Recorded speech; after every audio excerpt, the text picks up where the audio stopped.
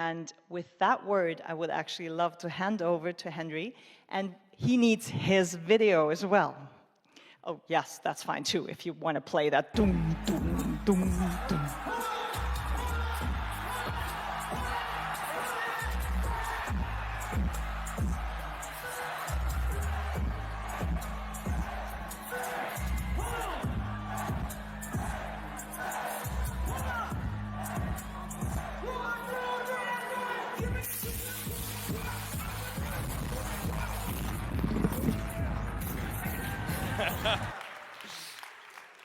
So now, thanks to AI, you can see in my head how when I come on stage, that's what I'm thinking of. So look, I'm not an events guy, right? I'm a writer. I write about the future, I write about trends, I write about innovation. And so as you can imagine, over the last couple of years, I've been asked to talk about AI a lot. And my first client who asked me to talk about AI, I had huge imposter syndrome. I was like, shit, what do I know about AI, right? I'm a writer. And then I realized that actually, I have a different superpower, because what I've been spending the last nearly 15 years now, standing on stages like these ones, talking to audiences about uncertainty, about what's coming next, about how to look at a world when we don't know what is going to happen and make sense of it, right? How do we navigate a path forward? How do you encourage, the people that work for your organizations, your clients, how do you encourage them to spot and seize opportunities as they arise?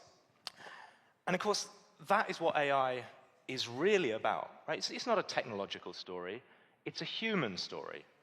The organizations that win in the age of AI will be the ones that empower their people to spot those same opportunities that have been emerging over the past, forever. Right? It's the organizations who understand people and how they can use AI that will be the ones who win.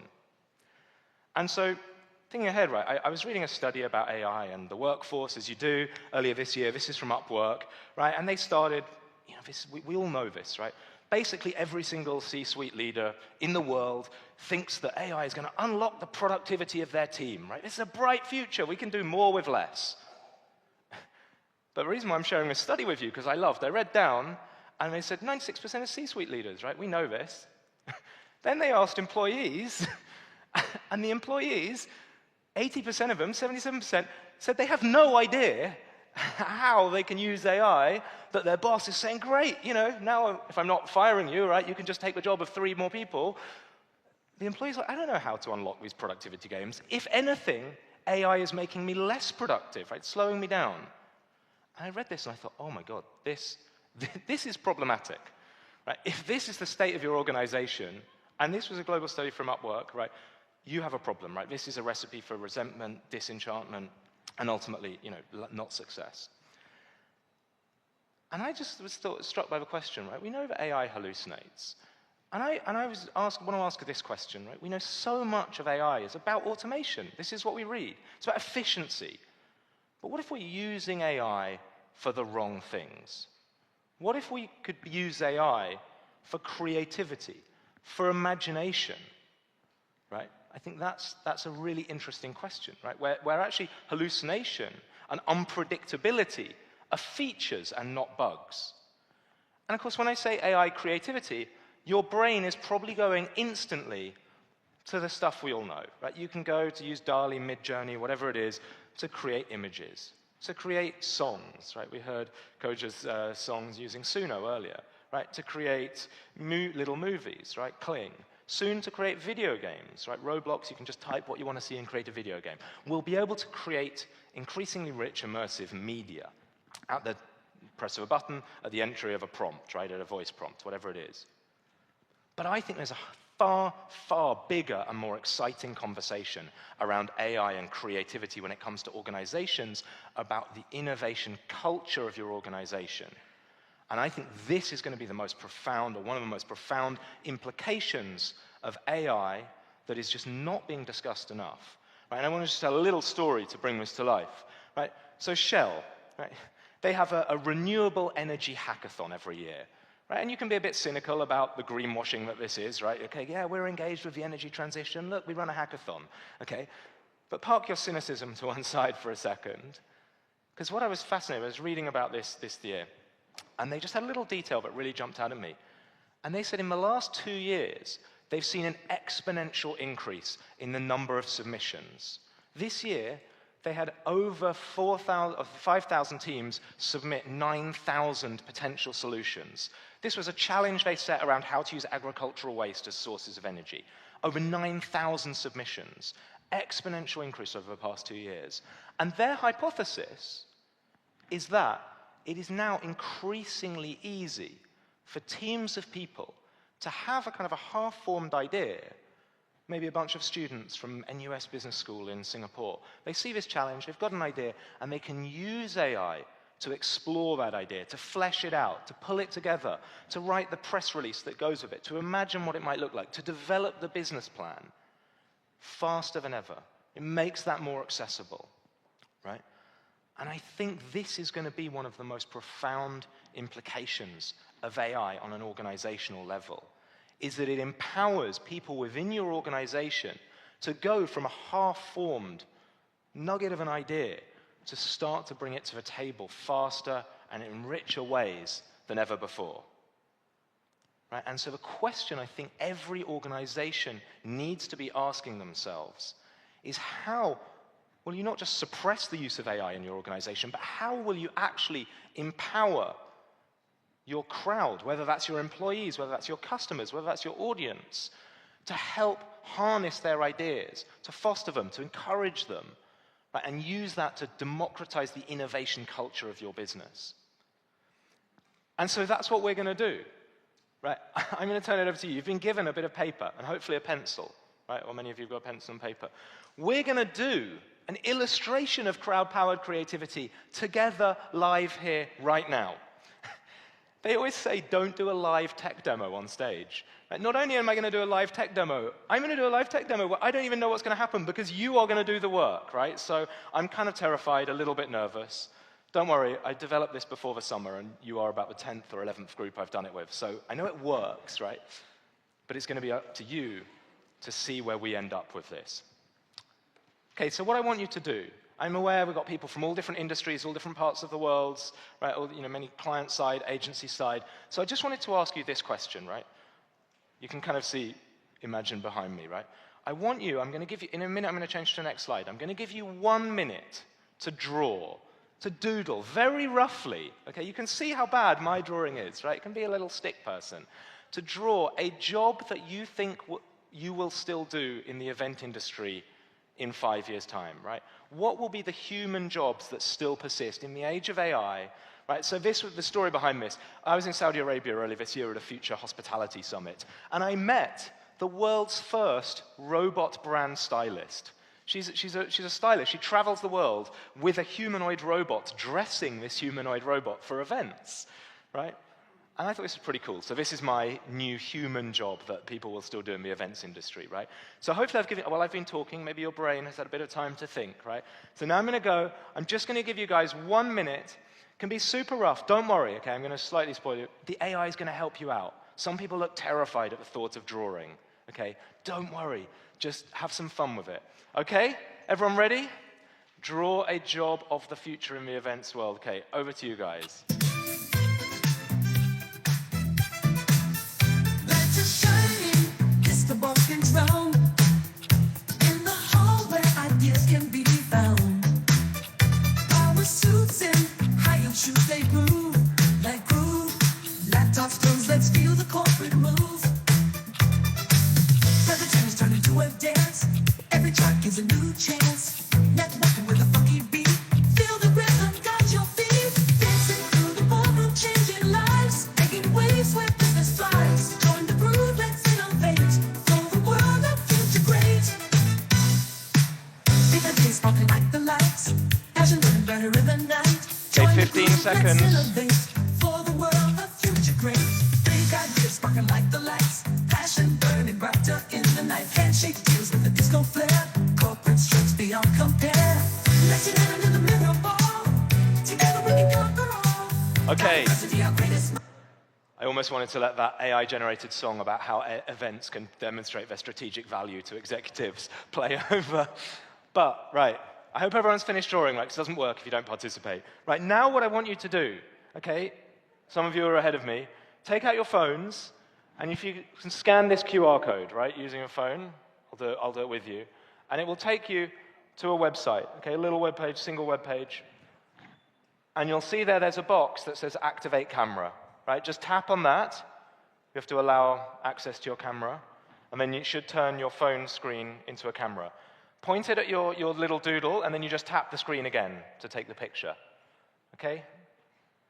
So, is that working for most people? Okay. Now, underneath, if you scroll down, you'll see there's a little text prompt space. You don't have to put anything in there. You don't have to be a prompt engineer. If you want to test it just with your image, or if you've annotated your image like I did, that's fine. You can put nothing. The only reason why we put that text box, when we were testing it, someone drew a space rocket, and the AI thought it was a fish. Some of you with dirty minds are going somewhere else, right? But the AI thought it was a fish, and it returned loads of fish. So if you just want to put 1 or 2 words, like you would explain your drawing to the person next to you, but you don't have to, right? And then you'll see there's a little blue button at the bottom of the page that says Generate Images. Okay? So I think most people have scanned the QR code. Okay, so everyone should be working, right? Clicks Generate, and then it sends it off. Okay, Tommaso, let's go to the results. Let's see. Okay, because now hopefully you can start to see some of yours coming through on your phone. But now what's really cool is we can see everyone's coming in. This is the whole rooms, right? So let's have a look. Okay, let's let a few more load. It looks like we'll just let one more. It refreshes automatically. So hopefully, right, you can see your neighbors, you can see yours, but maybe, yeah, Tommaso, let's give it a, let's pause it. If we just, okay, awesome. Okay, so let's have a look at some of them if we go down. So connections, right? We're still going to be making connections. A pitch presentation with a hologram, okay. Light bulbs. Someone's just taken a picture of the back of a seat. I love that. Kind of accurate, right? But again, it's really interesting. Like I've asked, a whole room of you, and we're starting to see similar things come through. Like we're going to be at the center of connections. Love, I love this one. This is awesome. See, this is super interesting, right? Because when I did this before, whoever drew this one, we had someone drew a picture of a founder. They said the founder will still give a speech in an event. And what did it return? It returned 3 white old men, right? So this is really interesting, whether they've updated the AI since we did this a few weeks ago, or maybe it's just those few words, Vumi Maseli. Hi, Vumi, is that your name? Yeah. Vumi, okay. So that's super interesting, right? Because often that doesn't happen. This is really interesting. Techno party. I don't know what techno party this AI goes to, but it's kind of very corporate event techno party. Conducting an AI orchestra. Okay, we'll just look at a few more. So speaking coaches, okay, we'll still have human speaking coaches. We'll still be needed to coordinate. Okay, so you can start to see decision-making, coordination, connections. Really cool. A lot of this kind of hub and spoke idea. Okay, amazing. Right. Let's look at a few more. Should we go down? Okay, so look, obviously we froze the page. There will be more. Conducting, I love this one, conducting an AI orchestra. Very cool. Okay, right, Tommaso, if we could just go back to the slides.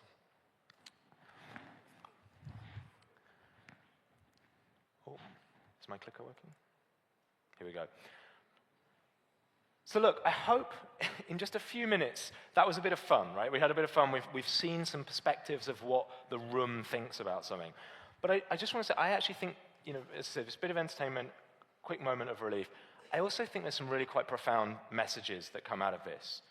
Right? One of the things that I always say to people is, I think, again, one of the big misconceptions when it comes to AI is people go to AI, to ChatGPT, and they ask it to do their job.